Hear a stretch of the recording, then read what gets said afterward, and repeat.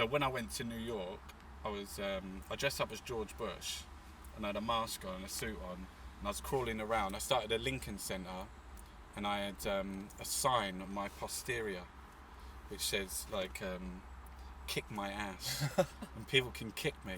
So I start crawling, and there was loads of reporters. But New York's quite liberal, so I got proper kicked. You know what I mean? It was the time of the Iraq War, and you know, Bush is a pig anyway. And people How many want to times kick did him. you get kicked? All day, but like, because it was so liberal, I didn't come up against like loads of rednecks. But it was President's Day. It was like in February. Is it President's Day in February? Yeah, it was President's Day, and there was a couple of out of towners. And they were like following. They were definitely twins. They had massive, fuck off handlebar moustaches and big sideboards. Looked like they come from Kentucky or somewhere. And as I was crawling like that, they were hovering about, and then one of them just started screaming. He was going like, because people was kicking me. This woman was kicking me, and she's been interviewed by CNN. And as she's kicking me, she's being interviewed. She's saying, "What's it like?" She said, "Yeah, it's kind of like therapy."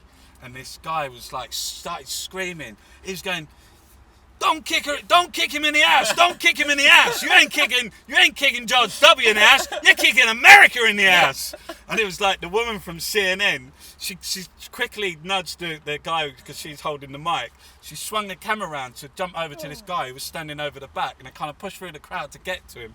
And he just got the camera and he just went swack. And he said, "Get that goddamn camera out of my face!" Fucking marched off. I was crawling. I said, "Oh my fucking god!" I'd done a lot of rolling and crawling. I push a monkey nut. No, I the other day I pushed a pig to number 10 Downing Street, and I'd done the second part where I pushed a pig along the road with my nose. I was crawling to the Bank of England. It was called "Where's Daddy's Pig," and it was like, you know, it facilitates something. Do you know what I mean? Yeah. I felt like that you achieved something, that you've done something. You know, that's the positive thing about direct action. But you know that you're going to get problems. You know, you're going to, and that's the hassle of it all. That's what they want. That's why when they have mass protests, they don't want you to do. That's why I quite often do them and their art projects. Do you know what I mean? I reenacted the Piccadilly Line tube bomb, or I crawled through a town where they was taking soldiers' bodies through. You know, I've done a running tap. I turned the tap on, left it running. You know, I think, you know, through art, do you know Terence McKenna? Yeah. So Terence McKenna, who done this thing, "Culture is not your friend," was telling Alex Jones about it. Like, he said, we are led by the least amongst us. We are led by the least visionary, the least noble, the least intelligent. And he said, you know, they've got us 6 billion people standing on each other's shoulders, kicking each other's teeth in, because that's where they want us. You know, and they were saying, well, how do we fight back? You hear it from the audience.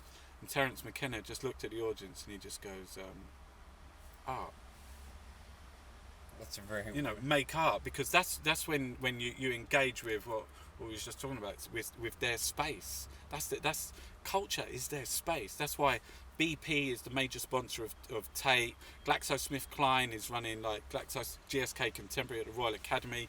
You've got Deutsche Bank running Frieze. You know, these massive, and they control the art. They control it. You know, and they're all involved. Arms dealers, Finamacchia running National Gallery. You know, this is our, you know, because they control the media, and that's what you're doing at WeAreChange. You know, and what like mine's art. I see my work as art. You know, and I really appreciate it when people, you know, recognise it as art, because that's my primary purpose. You know, and people, but I'm interested in making an art that's positive. That wants to, like, you know, I want it to be political. I want it to be like, that's my purpose. You know, I ain't interested in painting fucking trees. Do you know what I mean? 6 different colours might have its purpose, but you know, this is like incredible times at the moment. You know, everything's being squeezed, and we have like fucking people being attacked. The poorest people in our society, vulnerable people, disabled people, the elderly, children. We've got privatisation of our National Health Service. We've got privatisation of our schools. And that's what I was saying to Max Kaiser. Like, tell me this, right? When is enough enough? No, when are these pigs full up? You know, they got the war machine. Without the war machine, without banks, oil and arms, the global economy would collapse. You know, why do they want everything? You know, the whole idea of like the bailouts or just giving the banks and it not being enough is because we reward. Yeah. Our society rewards greed. Yeah. You know, when you see these hip hop people making albums and the entire album, every song is virtually like another chain store. Do you know what I mean? Yeah. Like Versace's in the title or Prada. Do you know what I mean? Yeah. They finance all that. They want Yep. all that. And that's the art. Do you know, like I try to tell people, do you know the biggest media in the world is music? You know, if you go to YouTube and you look at the top 10, it's all like, it's a record. Wow. But you need people who's going to like... And they destroy the music industry. Well, they do, because they promote people that are interested in greed. They want people that are like fucking...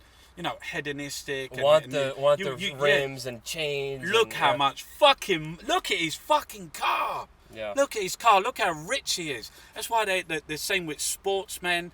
You know, we got sportsmen that are getting £250,000 a week. And then somebody who's raising and you got teaching... a fucking nurse who's like wouldn't earn that in a lifetime. They're getting that a week. Yeah. And he's playing football.